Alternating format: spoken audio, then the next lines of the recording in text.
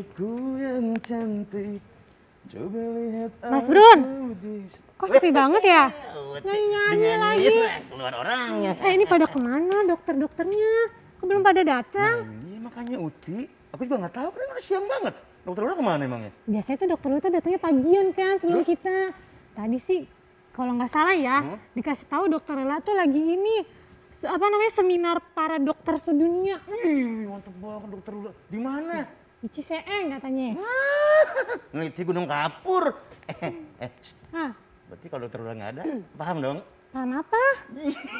Kita pura-pura jadi dokter ya. Ceritanya aku jadi dokter Lula ya. Oke.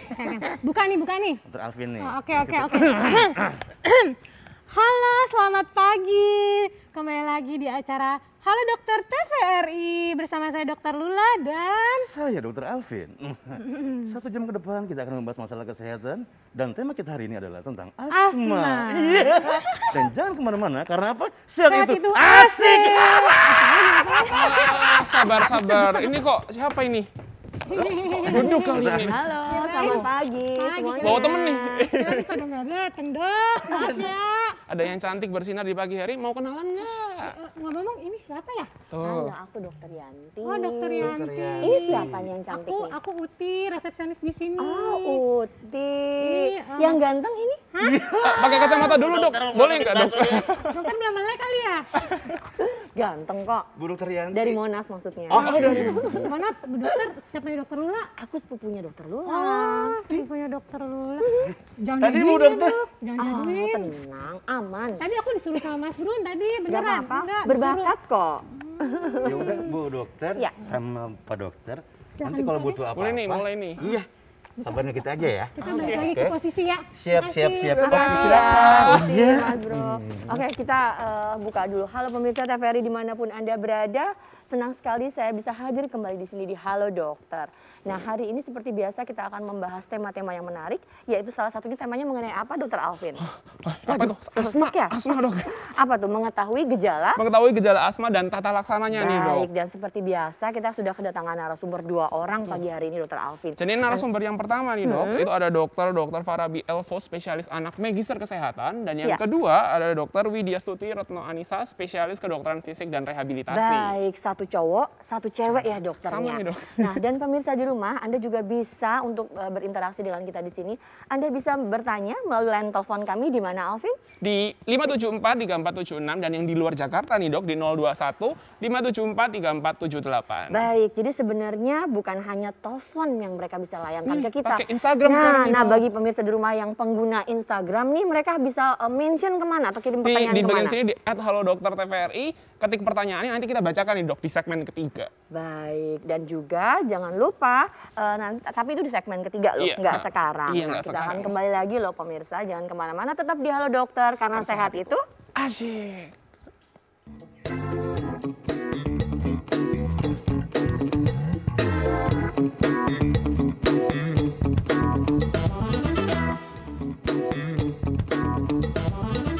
Nah, selamat pagi para pemirsa di rumah. Kembali lagi nih di acara Halo Dokter karena sehat itu Asik. Nah, kita pada pagi hari ini kita akan membahas nih dok tentang mengetahui gejala serangan asma nih dan tata laksananya. Dan pemirsa telah hadir juga di studio kita ya 2 orang narasumber.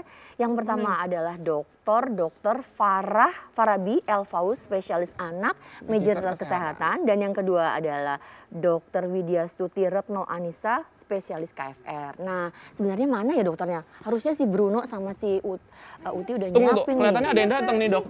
Saya bawa pasangan saya dong. Halo, Ceritanya Uti udah menikah nih ya. Enggak, ini kali aja jodohnya datang sendiri. Uti dong. tuh kalau yang agak-agak gimana bagian Uti sepertinya ya. Sini, Mas. Silakan dokter, silakan dokter. Terima kasih. Iya, apa Halo, kabar Assalamualaikum. dokter? Alhamdulillah. Silakan baik. duduk dokter. Dokter baik-baik di sini dok ya, kalau ada yang nakal bilang saya dok. Saya tinggal ya dok. Terima kasih ya Ti. Mari. Oke, Dokter Farabi terima kasih sekali ya. Dokter, kita seperti yang sudah disampaikan tadi oleh Alvin bahwa kita akan membahas putar asma pastinya. Ini semua permasalahan yang semua orang pastinya mengalami. Dan banyak sekali orang yang asma tetapi tidak tahu dia asma juga ada tuh, ya kan. Nah, mungkin cerita sedikit dok, sebenarnya asma ini apakah dia itu genetik atau enggak dok? Ya, ini yang kita bahas memang asma pada anak ya, serangan asma. asma ini memang ada faktor atopi ya. Baik. Atopi yang memang dihubungkan dengan keturunan ya. Bagaimana pertanyaan tentang ayahnya, ada riwayat atopi atau tidak, ibunya, yaitu yang dinamakan atopi. Jadi memang ada keturunan sebenarnya. Dokter mungkin kalau bisa share kepada pemirsa di rumah, mungkin ada yang bisa disampaikan, silakan dokter. Baik. Mungkin biar bisa lebih jelas pemirsa di rumah ya. Kita ngobrolin gejala dan tata laksana serangan asma pada anak ya. Jadi kita langsung aja ya. Kita mulai dari definisi ya. Jadi asma itu adalah mengi berulang dan atau batuk persisten dengan karakteristik sebagai berikut. Jadi dia punya karakteristik ya, karakteristiknya unik ya. Yaitu secara episodik muncul ya, cenderung malam atau dini hari. Ya kadang-kadang bisa sampai pagi juga itu munculnya ya. Tapi jarang siang ya dok ya? Jarang, walaupun masih mungkin tapi jarang ya. Dan juga musiman ya, dan juga bisa terjadi setelah aktivitas fisik juga bisa terjadi ya. Dan juga ada riwayat atopi yang seperti dokter tanyakan tadi ya, pada pasien dan atau keluarganya. Ini yang tadi yang mungkin jadi atopi itu pemirsa adalah gejala yang memang punya riwayat alergi atau keturunannya membawa sesuatu, misalnya orang tuanya biasanya asma, biasanya akan menurun kepada anak-anaknya. Dok, tadi aku masih agak kurang ngerti yang siang tuh. Biasanya kenapa ya kalau siang tuh orang asma suka nggak kambuh gitu? Iya, jadi gini, ada beberapa, paling banyak tuh asma tuh memang karena udara dingin ya, karena berada di suatu tempat ya. Baik. Nah, kita tuh di malam hari cenderung cuaca di Indonesia kan lebih dingin daripada siangnya. Sehingga begitu siang dia ketemu matahari lebih hangat, nah, rata-rata sudah membaik. Oh, jadi tuh kalau siang sebenarnya bagusnya orang asma tuh sering berjemur ya. Jadi mengurangi gejalanya ya dokter. Baik dok, apalagi nih dok mungkin yang bisa kita share kepada pemirsa di rumah? Tadi atopi itu bahasa awamnya sering dinyatakan alergi ya, secara umum alergi nggak harus asma lagi gitu. Lalu kita akan ngomongin serangan asma ya dok ya, kita juga ngomongin tentang eksaserbasi ya. Jadi merupakan episode perburukan gejala-gejala asma secara progresif ya. Yang dimaksud itu adalah sesak nafas, batuk, mengi. Berarti nggak selalu sesak nafas aja ini dok ya? Itu dia ya, karena dari definisinya aja batuk ya, jadi arahnya lebih ke batuk persisten gitu. Nggak harus sesak nafas walaupun nanti bisa jadi sesak nafas. Baik, dok, tapi kita tahu nih kalau sebenarnya seorang yang menderita asma itu kan ada gejalanya biasanya nih dok. Nah, kita mau tahu dia ringan, sedang, berat, dan pada saat mungkin seperti ini ada serangan akutnya, itu seperti apa dok? Keluhnya seperti apa gitu? Ya, memang kalau serangan akut biasanya timbul karena ada pajanan virus yang paling seringnya atau alergen ya. Nanti ringan, sedang, beratnya memang benar-benar bikin penasaran kan? Nah, nanti di slide berikutnya saya akan langsung jelaskan. dong, apa tuh ringan, sedang, beratnya? Pertama kita ngomongin tadi kan tema utamanya kan gejala ya. Ini perlu diketahui oleh masyarakat luas ya. Pada anak itu, anak sering mengalami serangan mengi dan atau serangan mengi yang berulang. Mengi itu yang ngik-ngik itu loh. Kita mau penasaran nih, mengi itu seperti apa dok? Ngik-ngik atau gimana tuh dok suaranya? Nggak ngikuk ya? Iya, sebetulnya kalau awam lagi ya, bahasa awam yang beredar di masyarakat adalah ngik-ngik. Tetapi kan nggak harus selalu terdengar dok. Ini dok yang penting harus digarisbawahi. Kalau harus terdengar ngik-ngik, nanti orang dia nggak ngik-ngik, gue bukan asma. Nah ini yang menyebabkan kadang-kadang orang tua pemirsa di rumah juga mungkin tidak sadar kalau anaknya sebenarnya punya gejala asma. Iya, nah, betul. Bagaimana nih tahu nih anak ada asma apa kagaknya dok? Ah betul. Nah ini kita lanjutin lagi ya. Jadi ada gejala lain, misalnya anak dengan gejala mengi dadanya terasa berat dok, ya kan. Nah, ada batuk setelah terpajan alergen atau polutan, misalnya dia habis kena asap. Dia habis kena debu, dingin. Jadi dari makanan juga bisa dong dok? Makanan dan minuman juga bisa, ya kan. Biasanya apa tuh dok? Golongan seperti seafood dan sebagainya atau bagaimana? Memang paling sering ya, bisa semuanya sih dok sebetulnya. Ini unik sekali sehingga ini yang menyebabkan mungkin sulit didiagnosis sehingga masyarakat juga jadi tidak terlalu paham nih apa sebetulnya. Bisa telur, seafood, telur juga coklat, kacang-kacangan, kacang tanah, kacang merah, kacang almond gitu kan. Dan juga keju, susu. Nah ini bisa bermacam-macam dan di luar ini juga masih mungkin bisa.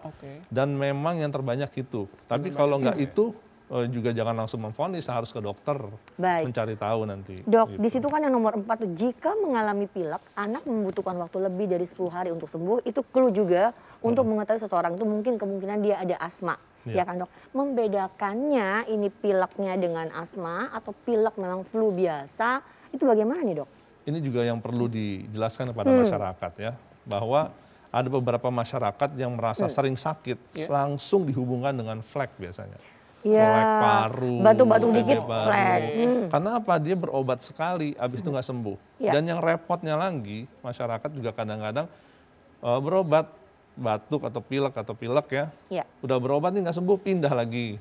Oh nggak cocok nih, pindah lagi sehingga kadang-kadang dimulai dari nol lagi nih riwayatnya, nggak ketahuan. Jadi gini, berapa lamanya. batuk lebih dari 10 hari, kalau nggak ada perubahan, curiga untuk asma.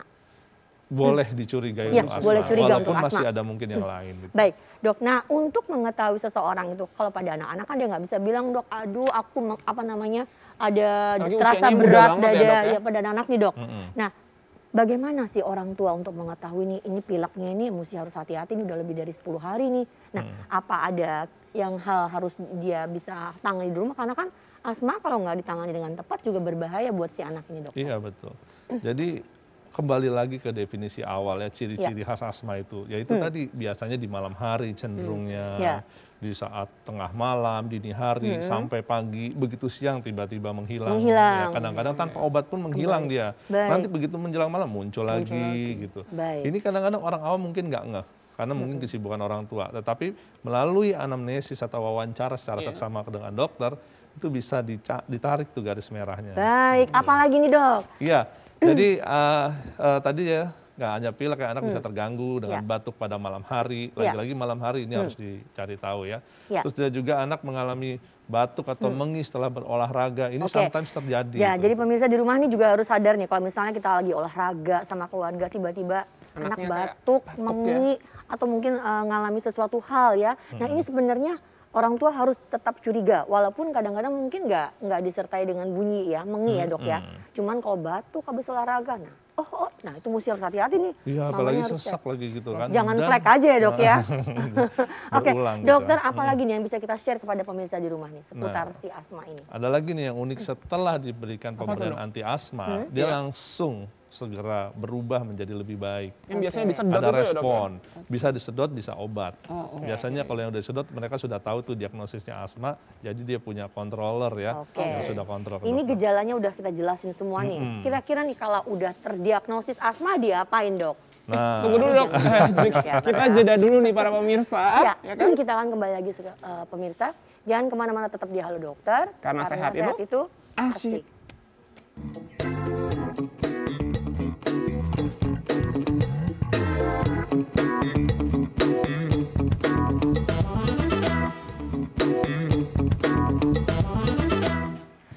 Ya, pemirsa TVRI dimanapun Anda berada, kembali lagi bersama kita semua di Halo Dokter. Masih seputar tema mengenai mengetahui gejala serangan asma dan tata laksananya.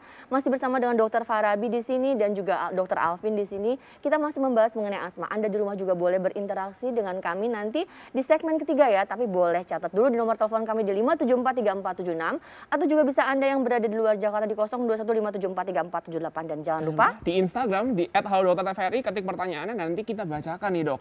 Baik, ya. Katanya tadi si Bruno tuh mau ngajakin dokter satu lagi, tapi Bruno? Iya, nggak ada kabar beritanya tuh, anak kemana ya? Halo, itu datang, Dok. Lula. Kan? Aduh, sepupunya. Pangling nih, Dok. Halo. Ini dengan Dokter Anissa nih, Dok. Selamat datang, Dokter. Terima kasih ya, Dokter Anissa. Ini dokter apa sih? Spesialis kedokteran fisik dan rehabilitasi. Nanti kita tanya-tanya sama dokternya ya. Bu. Mau nanya apa lagi, Mas Bro? Enggak, ponakan Bruno kan itu fleknya udah bersih. Oke. Tapi kalau batuk masih suka anfal tuh kenapa ya? Apa tuh? Kamu suka marahin kalau jadi langsung batuk. Oh, nggak pernah. Oke, ini Dokter Farabi langsung jawab aja, Dok. Gimana tuh? Tapi Bruno izin dulu ya. Ih, curang udah nanya ditinggal. Oke. Oke, nanti bisa langsung share juga sama pemirsa nih, Dokter, pertanyaannya si Mas Bro. Makasih ya, sayang. Iya, silakan, Dokter. Iya, ini kalau ada term atau istilah flek ini memang masih bias di masyarakat ya. Iya. Tapi rata-rata dianggap itu TBC ya.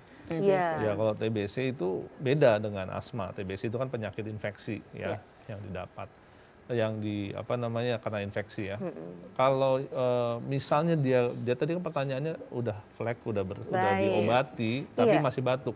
bisa saja batuk yang lain. Bukan berarti kalau anak sudah bersih flek nggak boleh batuk gitu kan. Iya, jadi bukan berarti udah flek terus nggak batuk, jadi kalau nggak diobatin lagi batuknya, ternyata dianggap remeh, ternyata mungkin gejalanya penyakit lain lagi. Tetap harus dicek benar-benar ya Alvin ya. Dan para pemirsa juga pengen tahu lebih nih, tadi kelihatannya dokter masih mau melanjutkan materinya nih. Lanjut, tadi tuh aku masih penasaran yang ketiga slide itu apa sih dok? Penasaran ya? Iya dong. Penasaran doang apa penasaran banget? Banget dok, banget. Oke banget ya, kita lanjutin aja ya. Ini ngomongin tentang penyebab ya. Baik. Jadi bisa pencetus yang spesifik berupa aktivitas emosi tadi, nangis, tertawa yang tiba-tiba langsung disertai sesak ya. Ini yang tadi dokter Alvin tanyakan ya, makanan atau minuman tertentu yang bisa bikin seperti itu ya. Dan juga pajanan terhadap hewan berbulu. Nah, yang punya hewan di rumah, nah ini juga ya perlu diperhatikan. Aku paling nggak bisa tuh yang berbulu-berbulu. Meliharanya ular nih. Iya, makanya itu pastinya. Silakan dokter. Perubahan lingkungan atau cuaca juga bisa ya. Aroma parfum yang kuat, terlalu menyengat kuat ya. Dan atau aerosol ya. Bisa juga tadi debu dok. Ya, asap rokok atau asap dari perapian ya, mungkin ini banyak di luar negeri, di Indonesia jarang. Tapi kali aja ada yang suka nabun di sebelah rumah gitu ya, yang kadang-kadang itu bisa mengganggu tetangganya, juga itu perlu diperhatikan. Dan bisa juga didahului oleh infeksi virus. Ini dok penyebab-penyebabnya yang juga perlu diperhatikan masyarakat gitu. Ini aku agak rancu dengan yang pencetus yang spesifik dapat berupa aktivitas emosi, misalnya menangis, tertawa. Jadi maksudnya kalau orang asma kebanyakan ketawa juga bisa sesak ya dok? Iya, beberapa orang tertentu. Yang berlebihan. Yang berlebihan. Kalau yang ketawa kayak kita gini terus sesak ya. Nah itu baru sesak dok. Jadi sebenarnya tertawa itu harus, orangnya juga harus lihat psikonya. Apakah memang seseorang itu tertawanya berlebihan atau tidak? Nah, kamu dong gantian tanya, mau tanya apa lagi? Dari penyebab yang banyak ini, menurut dokter yang paling banyak kira-kira tuh yang, kira-kira makanan dan minuman ini paling pencetus paling sering nih kalau pada pasien yang mungkin sering dokter terima tuh dok? Yang paling sering ini nih biasanya ya, ada 4 ya. 1 ya debu asap rokok ya, terus infeksi virus, makanan minuman, perubahan lingkungan atau cuaca ya. Ini sekarang kita tahu nih, sekarang Indonesia lagi agak mendung-mendung gimana gitu ya. Tadi pagi juga matahari. Kenceng banget kemarin.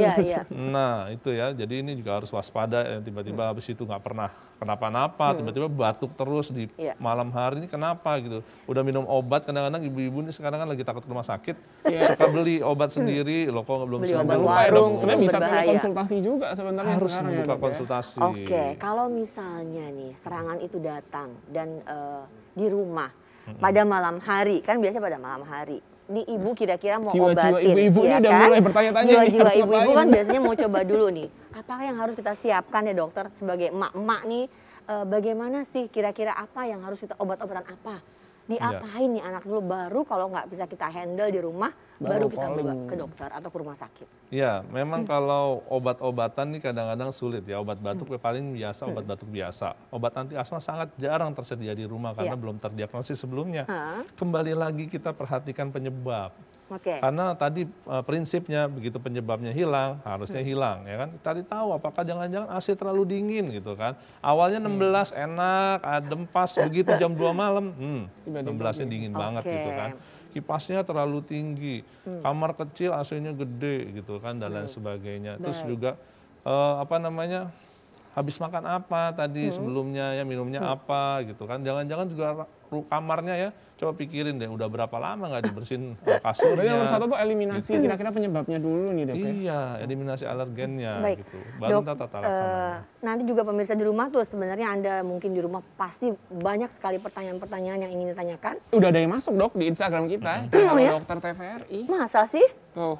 Udah ada nih pertanyaan di Instagram. Silakan duduk dulu mungkin. Silakan duduk dulu. Terima kasih. Mungkin bisa ditampilkan ya. Jadi bagi para pemirsa juga bisa tanya nih. Ini ada @cahaya.jiwa nanya nih, bagaimana membedakan sesak karena asma atau karena alergi dingin? Nah, padahal tadi katanya asma adalah penyebabnya mungkin alergi. Iya, betul sekali. Bagus nih pertanyaannya dok. Gimana nih dok? Asma atau karena alergi dingin gitu. Karena ada orang yang nggak tahan tuh dengan suhu udara tertentu atau AC yang terlalu dingin gitu. Jadi kalau asma itu ya kan bisa saja dia karena batuk ya, cuman modelnya batuk berulangnya episodik, tapi dia langsung bilang nih sesak gitu kan. Nah rata-rata kalau sesak karena alergi dingin ya kita bisa nyatakan asma sebetulnya ya. Maksudnya ini mirip. Lagi pula tata laksananya juga mirip. Karena kalau karena asma ini kan ada suatu alergen atau polutan ya yang harus dihindari. Cuman bedanya dia udah menyebutkan nih alergi dingin ya tinggal dihindari aja gitu kan. Apakah dari tubuh kulitnya mungkin ada sesuatu yang bisa dilihat dok bedanya dengan alergi atau asma ya? Kadang-kadang kan ada orang alergi suhu dingin, saya terutama juga kadang-kadang tuh punya sepupu. Kalau dia alergi dingin tuh dia suka ada ruam-ruam merah di kulitnya, gitu ya kan? Nah, apakah pada asma untuk membedakan dengan alergi dingin, apakah pada kulitnya seperti itu? Kadang-kadang juga nggak ada tuh dok. Nah, apakah harus spesifik terlihat daripada kulitnya atau ada gejala-gejala lain yang bisa membedakan dia dengan si asma ini? Kalau yang dimaksud penanya ini alergi adalah gejala selain asma, bukan sesak, ya kan? Soalnya dia kan mengarahkan ke sesak, tapi itu bisa saja berbeda, dua hal yang berbeda. Alergi dingin ya dia karena bukan nggak ada masalahnya dengan pernafasan, saluran pernafasan, karena kita kalau ngomongin asma hubungannya dengan saluran pernafasan. Atopi yang berhubungan dengan saluran pernafasan. Tetapi kalau ngomongin hanya alergi saja, ini masih bisa bercabang yang lain, bisa tiba-tiba juga bengkak-bengkak, bisa juga bentol-bentol. Kalau itu yang dimaksud ya alergi dingin ya tentu dua hal yang sangat berbeda ya. Yang satu di pernafasan, yang satu di luar pernafasan. Iya, mungkin bisa ditampilkan juga tadi pertanyaan yang kedua ya, sudah keburu hilang nih. Dari Aditya K ya, 55 menanggapi, dia tanya kalau asma itu sebenarnya apakah bisa dari keturunan? Nah tadi sudah kita jawab ya dok ya? Ya bisa ya, hubungannya. Nah jadi penting banget, sebenarnya udah 3 orang yang nanya. Bruno, aku dan Mas Adit nih, memang karena banyak yang terus, sering banget nih. Jadi kamu kalau mau cari istri, cek dulu, asma nggak? Asma nggak kamu? Jangan lupa, kita putus nih loh. ini juga penting ya. Ini jahat deh. Kalau dibilang lihat istrinya asma atau tidak, begitu asma nggak mau nikah juga salah juga. Gak boleh Maksudnya dong. karena belum tentu. Belum tentu. Orang tuanya asma pasti anaknya asma. Ini kan pertanyaannya ke arah sana ya kan. Teman-teman masyarakat awam ini maksudnya kadang-kadang menjurus ke asma, pasti asma, begitu anaknya asma nggak mungkin karena bapak ibunya nggak asma gitu. Nggak juga, nggak gitu, pasti bisa. Itu sebenarnya faktor resiko ya dok ya, bukan jadi pasti. meningkat ya. Nah dok, tadi katanya masih ada satu lagi slide-nya yang belum ditampilkan. Boleh nggak aku lihat apa tuh slide-nya? Aduh seru banget ya. Pertanyaan mama yang tadi nih dok, kita harus ngapain sih di rumah? Masih aja ngejar nih mau apa nih. Nah pertanyaan saya kan ini dokter. Betul banget ya. Jadi kalau serangan ringan itu kalau kita datang ke fasilitas kesehatan ya, kita nebulisasi akan menunjukkan respon baik ya dok ya. Sebentar, nebulisasi itu apa? Para pemirsa mungkin bingung nih. Kalau orang awam ya, termnya memang beda-beda, tuh suka dibilang uap, yang pakai masker dok, ya jet nebulizer alatnya ya. Nanti gitu ya, dok, yang nggak akan saya bahas lebih lanjut karena kebetulan ada teman saya nih ahlinya juga nih. Nah pemirsa tahan nih, nanti kalau seputar alat nebulizernya seperti apa, mungkin di rumah mau canggih jadi mama-mama yang sudah bisa siap siaga dengan nebulizer, nanti kita tanya sama dokter Anissa ya. Tahan ya dok, sabar ya dok. Baiklah dokter, lanjut nih, asma ringan, sedang, berat. Langsung dok, perbedaannya apa nih? Ya, jadi kalau yang pertama ringan ini sekali sudah ada respon ya. Kalau yang derajat sedang ya, pemberian 2 atau 3 kali hanya menunjukkan respon parsial, jadi masih ada gejalanya, terutama biasanya ada wheezing tadi, ada mengik, ada ngik yang padahal udah dikasih. Padahal udah langsung dikasih terapi kan. Nah ini mungkin saja perlu rawat sehari, habis itu dievaluasi, diobservasi. Kalau membaik mungkin bisa dipulangkan. Kalau berarti belum dok, membaik, yang ringan berarti sebenarnya bisa di rumah sebenarnya, atau harus ke rumah sakit? Yang tadi aku bilang siapin nebulizer, dosisnya mesti tanya sama dokter Farabi. Kalau udah nggak bisa ke handle, baru bawa rumah sakit, ya nggak dok? Iya, cuman rata-rata memang belum pada punya nebulizer dan juga nggak harus juga sih. Apalagi kalau dia ringan, sekali di fasilitas kesehatan, langsung dipulangkan sama dokternya, nanti dikasih obat oral. Oh baik, jadi tetap kalau udah mulai kira-kira derajatnya walaupun ringan, sebaiknya nggak bisa dihandle di rumah ini dok. Harus dibawa ke dokter pada saat seperti apa? Yang harus menggunakan obat oral dan nebulizer yang harus dibawa ke sana. Mungkin dosisnya lebih tinggi nanti dok. Mungkin yang serangan asma berat nih. Sedang atau berat nih? Jadi gini loh, kalau yang ringan, setiap gejala asma ya, apalagi kalau dengan sesak, itu harus dibawa ke fasilitas kesehatan. Kenapa? Karena asma ada yang ringan, sedang, berat. Apalagi kalau berat, nah orang awam sulit membedakan. Bentar dok, baik itu ringan, nggak boleh dihandle sendiri di rumah. Soalnya saya punya teman juga karena mamanya dokter, dia asma, anaknya juga asma. dia bisa handle sendiri di rumah. Nah, sampai batas mana sih sebenarnya? Apa memang begitu ringan, ada serangan mengi langsung bawa ke rumah sakit, atau memang harus bisa diatasi dengan nebulizer sendiri di rumah? Ini tergantung, ya kan? Kalau ibunya dokter, ya tentunya bisa menghandle ya. Boleh. Tapi kalau ini kita kan berbicara bagaimana dengan masyarakat awam. Masyarakat awam yang harus. Dok, duduk dulu ya. Oke, kita terima telepon dulu ya. Halo. Ya, halo, selamat pagi. Dengan siapa di mana? Halo dokter. Iya. Oke. Halo. Selamat pagi, assalamualaikum. Waalaikumsalam warahmatullahi wabarakatuh. Silakan, dengan Bapak siapa di mana? Biasa, Pak Dokter, Bu Dokter, Pak Herlan dari Bandung. Pak Erlan dari Bandung. Mangga, silakan Pak. Mau nanya apa Bapak? Pak Erlan. Begini, Pak Dokter, Bu Dokter, Iya. di era pandemi ini, asma ada hubungannya dengan pandemi ini. Yang kedua, di musim hujan dan banyak bencana ini juga ada hubungannya dengan asma. Yang selanjutnya, asap kendaraan juga terjadi asma. Sebaiknya apakah olahraga dan wisata pada musim pendingin ini sebaiknya ditunda? Makanan, minuman apa yang diharuskan dan yang dilarang itu? Baik, Pak Erlan boleh nggak tanya saya, Pak Erlan ada asma nggak? Halo Bapak. Halo, Pak Erlan terputus nih. Baik dok, kita jawab versinya Pak Erlan kalau Pak Erlan memang ada asma, dengan Pak Erlan kalau nggak ada asma, tapi saat lagi ya dok ya. Pemirsa, kita akan kembali lagi saat lagi, jangan kemana-mana, tetap di Halo Dokter, karena sehat itu asik.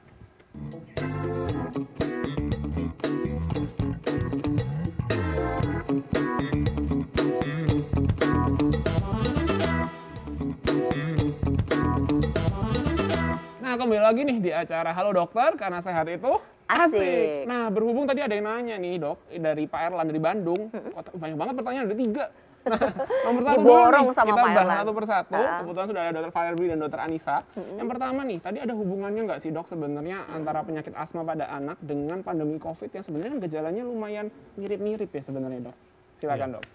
Ya sebetulnya ada ya hubungannya, karena tadi di dalam teori dinyatakan bahwa infeksi virus juga bisa ikut mencetuskan. Dan mungkin di pandemi COVID-19 ini bisa saja memperburuk gejala COVID-19-nya ya, jadi sesak. Jadi memang kalau yang sudah, rata-rata yang sudah tahu dia asma, begitu dia ada keluhan, apalagi di swab positif, udah paham harus ke dokter dan dokter akan melakukan apa yang harus dilakukan. Baik. Oke, malah bisa menjadi pencetus nih dok ya berarti. Jadi pada prinsipnya memang kita nggak bisa jadi dokter-dokteran nih seperti Bro dan si Upi tadi tuh. Jadi pemirsa di rumah kalau anak asma udah hati-hati banget. Dilihat benar-benar gejalanya, kalau kira-kira kita nggak sanggup untuk menangannya, segera bawa ke rumah sakit. Nah tadi pertanyaannya Pak Erlan tadi tuh masih ada satu lagi ya, kalau musim pancaroba seperti ini ya, panas ya, dingin ya, hujan kadang-kadang nih, apa harus olahraga dok? Apa nggak harus olahraga? Kira-kira olahraganya seperti apa? Sekalian dok, kita kaitkan dengan tema ini tadi sempat terputus, apakah Pak Erlannya ada asma atau enggak? Kita jawab dua-duanya. Kalau asma gimana, kalau nggak asma gimana? Silakan Dokter Anissa. Ya, terima kasih dok. Pak Erlan, kalau olahraga tetap wajib, harus Pak. Gitu. Jadi walaupun kondisi lagi pancaroba ya, lagi banyak perubahan cuaca. Jadi tapi tetap yang aman ya. Gitu. Nah, jadi contohnya apa tuh dok? Kalau yang kondisinya untuk yang asma ya, iya, untuk yang asma dulu sesuai tema. Memang yang disarankan ada yang endurance gitu ya, yang untuk melatih kebugaran. Nah berarti apa nih kalau di luar cuacanya nggak enak, ya berarti di dalam rumah ya kan. Semua bisa dilakukan di dalam rumah ya sekarang ya. Iya, yoga juga bagus ya buat orang tua ya. Yoga di dalam rumah. EFH ya dok, exercise from home. Anak-anak YouTuber, dokter zaman now begini nih dokter. Baiklah, jadi tetap bisa yoga di rumah, tetap bisa berolahraga di rumah. Yang penting sesuai dengan mungkin urutan usia ya dok ya. Jangan treadmill Pak Erlan kalau usianya sudah di atas berapa puluh tahun, di atas 50. Ya kan, seperti saya udah manula juga nih sebenarnya. Dokter Anissa, apalagi yang bisa kita share kepada pemirsa kan terkait dengan kesehatan rehabilitasi dari dokter, mungkin bisa share kepada pemirsa di rumah juga. Ayo. Kelihatannya ada materi nih dok ya. Boleh dok, silakan asma dan diapain nih sama dokter Anissa? Oke, kita mulai ya. Oke, jadi kalau untuk program rehabilitasi paru ini sifatnya individual, jadi memang kita nggak bisa sama untuk semua gitu ya. Jadi karena beda-beda kondisi ya. Kayak tadi diceritakan Dokter Farabi kan gejalanya juga berbeda-beda, kemudian pencetusnya, atau mungkin dampaknya secara sosial juga berbeda. Karena kalau rehab nih kita melihatnya juga apakah itu mengganggu fungsi dia keseharian. Misalnya anak jadi nggak bisa sekolah atau nggak bisa bermain sama temennya gitu kan, kasihan ya. Kriteria yang bisa direhab melalui Dokter Anissa itu hanya bisa dari derajat ringan ya dok ya? Semua derajat bisa. Oke. Gitu. Di apa ini? Dosis latihan bertahap, dosis latihannya seperti apa nih dokter? Iya, jadi ya pertama ya memang harus tahu dulu sih kapasitas tiap-tiap orang kan berbeda-beda. Jadi kita nilai dulu yang si A, si B, si C kan beda-beda. Ya gitu kayak saya usia sudah 50 tahun. Saya masih 17 tahun. Kamu. Baiknya sesuai dengan usia atau sesuai dengan derajat penyakitnya untuk exercise-nya dok? Ya itu dipertimbangkan juga. Diapain dok di sana? Ada uji fungsi dulu ya. Uji fungsinya seperti apa? Bisa dengan berjalan, nanti kita uji bisa berjalan. Kalau yang paling ringan sih berjalannya di atas treadmill gitu dok, bukan? Bisa dengan treadmill, bisa juga dengan berapa meter saja kita nilai. Atau bisa juga dengan sepeda seperti itu. Sepeda statis. Oh, saya suka tuh yang itu karena tidak harus jauh-jauh, hanya dalam rumah saja juga bisa ya. Baik dokter, apalagi nih bisa share kepada pemirsa di rumah? Jadi dan memang harus rutin ya. Jadi nggak cuma sekali seminggu itu ya kurang gitu. Jadi minimal 2-5 kali seminggu gitu. Untuk latihannya bertahap lah ya. 2-5 kali per minggu, minimal 4-8 atau 12 minggu. Nah ini untuk programnya. Jadi kalau kita program untuk asmanya itu sendiri bisa dirutinkan gitu selama paling enggak minimal sebulan. Namanya rehabilitasi dok, harus rutin dan konsisten. Baik.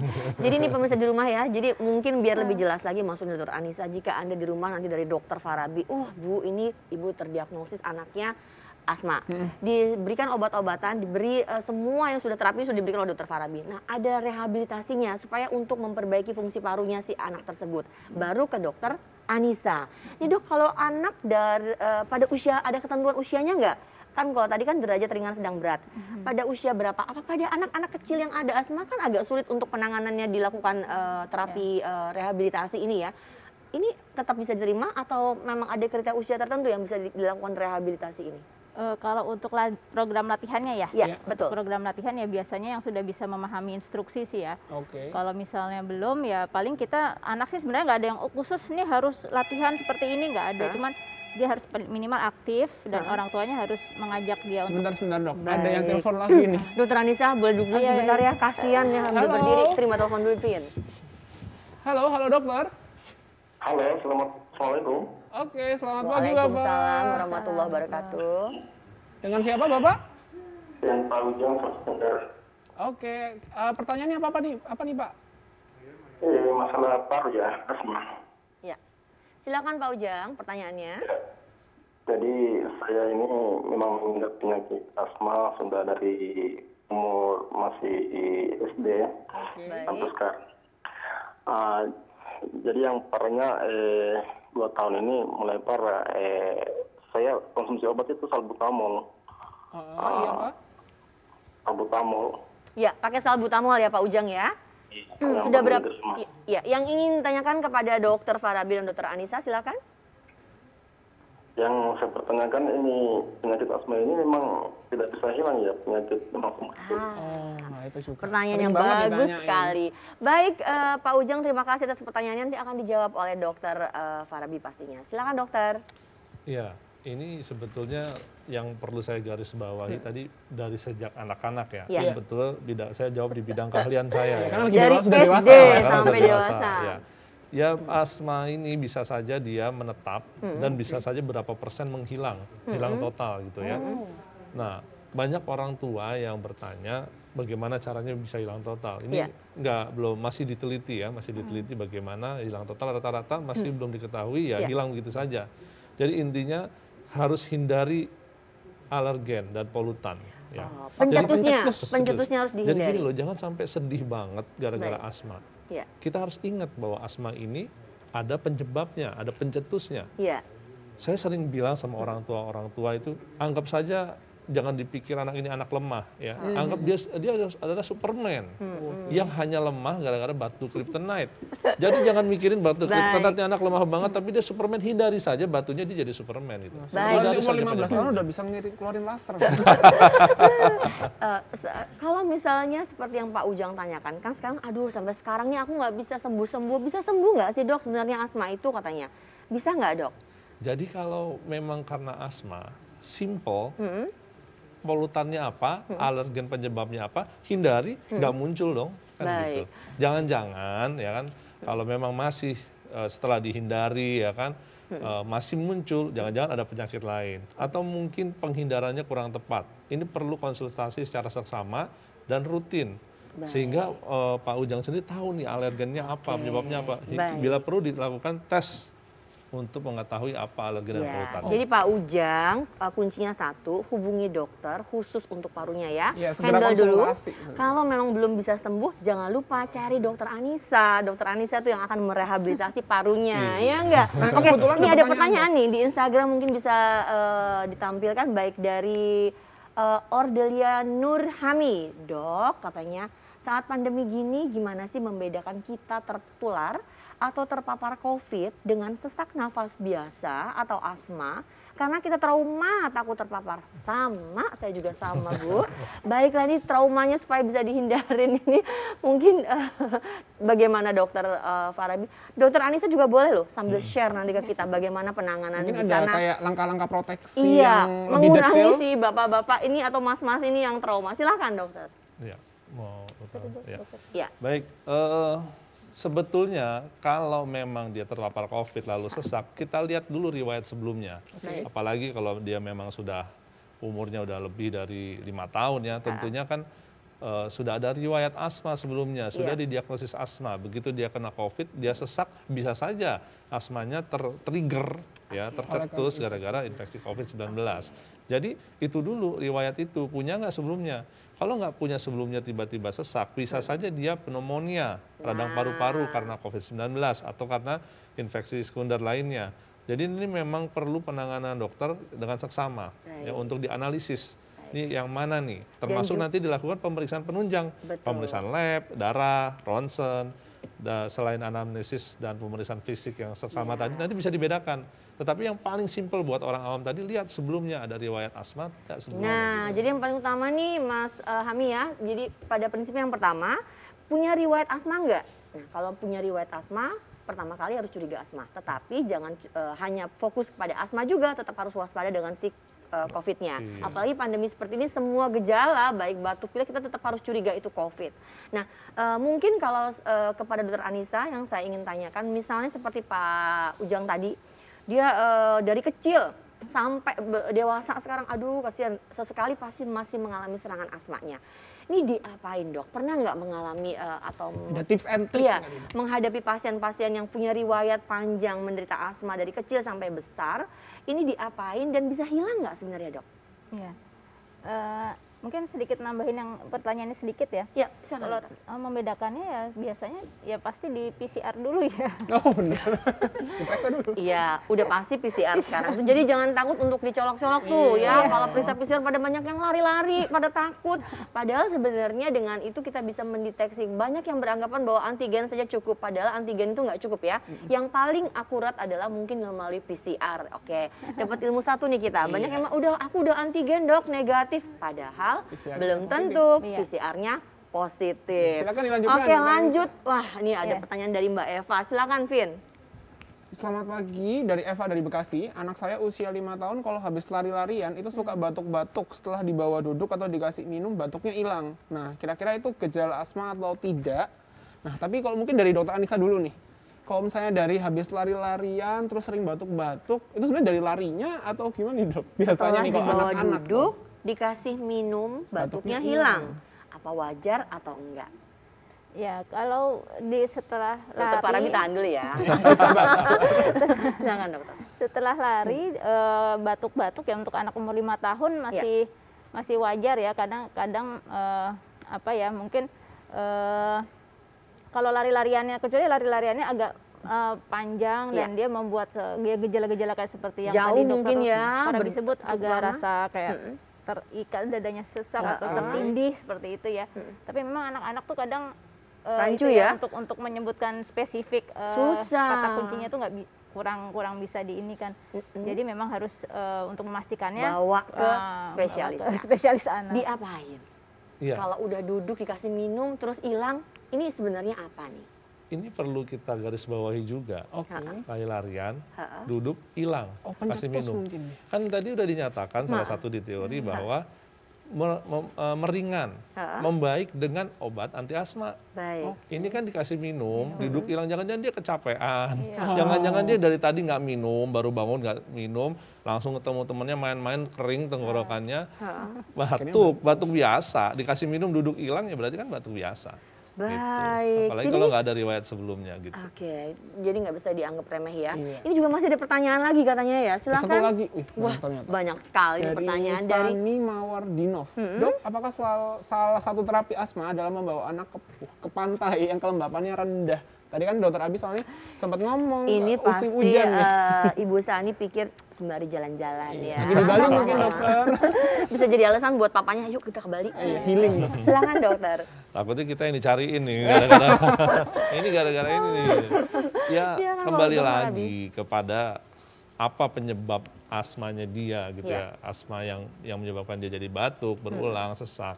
Kalau memang karena lingkungan rumah yang berdebu dan lain sebagainya, dia dengan pindah tempat saja nggak harus ke pantai, bisa saja di tempat yang lebih bersih sudah hilang.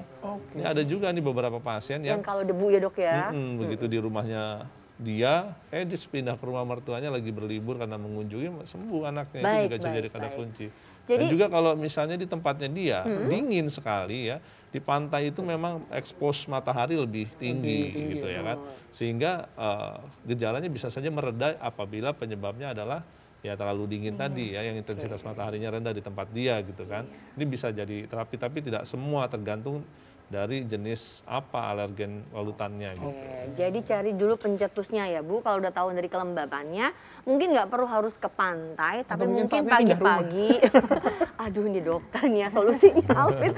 Jadi buka buka jendela, pintu pagi hari biar dan sirkulasi beres-beres udara. Kamar.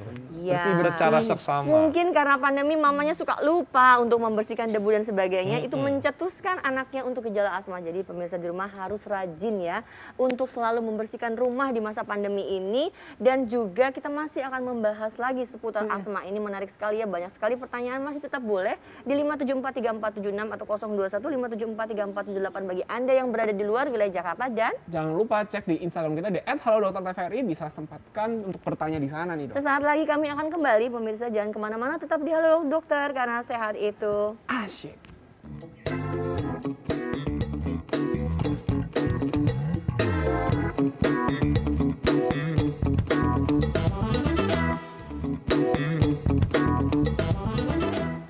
Halo para pemirsa di rumah, kembali lagi di acara Halo Dokter karena sehat itu asyik. Nah, melanjutkan tadi sudah diskusi nih seru dok, ya, seru banget nih terkait dengan asma dan tata laksananya, terus bagaimana untuk melakukan rehabilitasinya. Iya, betul. Nah, saya masih penasaran nih. Dokter Anissa tadi belum sempat selesai nih untuk menjelaskan rehabilitasi pada anak-anak terutama yang terkena asma. Tahu nggak dokter Anissa itu katanya ada gambar-gambar menarik kan? Aduh, gambar apa tuh? Ayo dong sharing kepada pemirsa, silakan dokter. Silakan dokter. Iya, oke.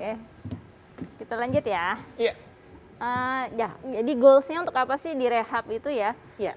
Oke, yang tadi sudah sempat disinggung untuk meningkatkan kapasitas latihan atau kebugaran, jadi lebih fit gitu ya.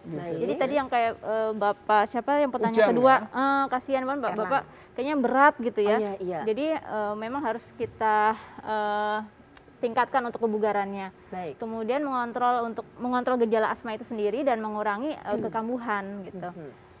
Kemudian menurunkan untuk kan itu kan radang ya dok ya, ada radang di saluran nafas itu ya, jadi itu bisa sedikit diredam gitu ya dengan rutin melakukan exercise, dan jadi paru-parunya tidak terlalu sensitif gitu. Jadi berbeda dengan tadi ya dok ya, sebenarnya kalau asma justru harus olahraga ya, bukan nggak boleh olahraga ya, harus ada tapi yang tertentu. Olahraga apa dan seberapa banyak ada nggak olahraga apanya dok? Ya nanti tenang. Kemudian meningkatkan aktivitas kehidupan sehari-hari, jadi jangan mager gitu ya.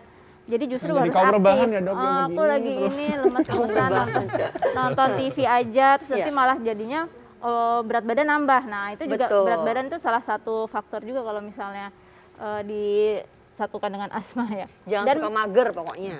Dan menurunkan kualitas hidup tadi ya, ujung-ujungnya kayak tadi. Jadi antara harapannya tinggi, kenyataannya nggak ini, jadi gapnya terlalu jauh, jadi kualitas hidupnya menurun. Mengurangi kecemasan juga karena banyak yang cemas ya. Mungkin anaknya atau mungkin orang tuanya juga gitu ya, terlalu cemas kalau akhir bulan cicilan banyak ya kan.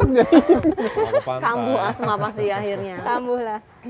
Memperbaiki postur juga itu tujuan kita, karena kadang postur asmatik ada ya, jadi dia tercenderung agak bungkuk. Posturnya agak bungkuk kalau nggak salah. Ya, baik. Jadi itu kita memperbaiki postur dan mencegah untuk efek jangka panjangnya.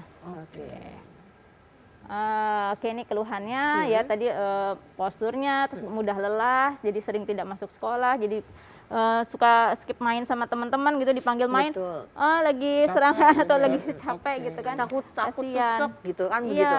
Nah, misalnya pada anak-anak dia punya asma, sekolah ada olahraga. Olahraga apa aja yang boleh dia kerjain nih, dokter? Iya, sebenarnya ya gurunya tetap pertama gurunya harus dikomunikasikan tuh sama orang tua ya. Tapi juga sebenarnya sih nggak ada yang limitasi olahraga tertentu kalau selama serangan asmanya terkontrol ya. Jadi tetap nomor satu harus kontrol ke dokter, teratur.